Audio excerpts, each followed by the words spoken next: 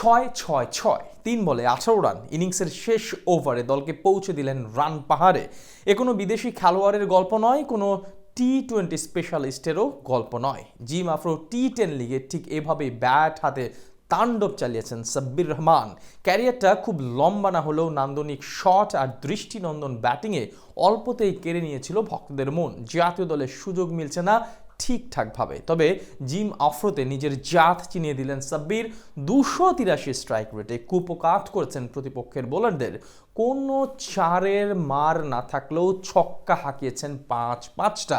হারারের বোল্ডস্টোন বনাম বাংলা টাইগার্স ম্যাচের বাকি গল্পটা জেনে নেব রিপোর্ট।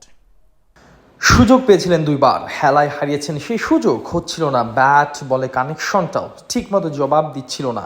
বাদ পড়ছিলেন দল থেকেও। তবে জুবার্ক বাংলা টাইগার্সের বিপক্ষে ম্যাচে আজ আস্থা রেখেছিলেন হারারে বোল্টসের অধিনায়ক দাসুন সানাকা। অধিনায়কের আস্থার প্রতিদান দিতে ভুল করেননি বাংলার বিরাট কোহলি খ্যাত সাব্বির রহমান।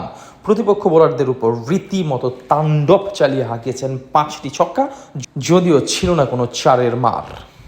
ব্যাটিং করেছেন 283 স্ট্রাইক রেটে 3 বলে 3 ছক্কা হাঁকিয়ে তুলোধনা করেছেন আফগান বোলার করিম জান্নাতকে। ক্রমেই জনপ্রিয় হয়ে উঠছে সংক্ষিপ্ত ফরম্যাটের ফ্র্যাঞ্চাইজি টুর্নামেন্টগুলো, কিন্তু জনপ্রিয়তার পারদ আরও বাড়ানোর জন্য টি-20 থেকে তা কমিয়ে আনা হয়েছে 10 ওভারের ম্যাচে। যে সংস্করণেই টুর্নামেন্ট আয়োজন করে জিম্বাবুয়ে, আর সেখানেই এমন শৈল্পিক ব্যাটিং প্রদর্শন করলেন সাব্বির রহমান। এদিন টস জিতে সাব্বির রহমানের হারারে বোল্টসকে ব্যাটিংয়ে পাঠায় বাংলা টাইগার্সের অধিনায়ক সিকান্দার রাজা। প্রথম ওভারেই জাসিম কাপেরার উইকেট হারিয়ে খানিকটা ব্যাকফুটে গিয়েছিল হারারে বোল্টস। তবে দলের হাল শক্ত হাতে ধরেন উইকেটকিপার লাহিরু মালিন্থা। তাকে সঙ্গ দেন আরেক ব্যাটসম্যান জর্জ মুনসে। টি-20 ফরম্যাটকেও আরও সংক্ষিপ্ত করে এখন জনপ্রিয় টি10 ফরম্যাট, তাই দ্রুত রান তোলার নেই বিকল্প। কিন্তু সেই কাজটি করতে পারছিলেন না সাব্বির রহমানের সতীর্থরা। দলের যখন প্রয়োজন হার্ড হিটার, ঠিক তখনই অধিনায়ক সানাকার আউটে মাঠে নামেন বাংলার রুম্মান। বাজে পারফরমেন্সে দল থেকে বাদ পড়ে এবারে দেখে শুনে ব্যাট করছিলেন তিনি। সুযোগ যেন কিছুতেই হাতছাড়া করার উপায় নেই তার।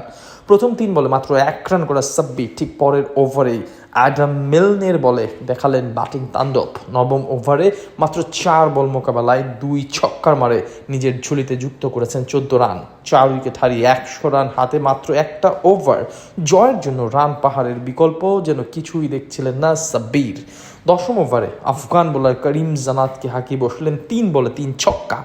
মাত্র 12 বলের মোকাবেলায় 283 স্ট্রাইক রেটে সাব্বিরের খাতায় যুক্ত হয় 34 রান। দলের সংগ্রহ দাঁড়ায় 120।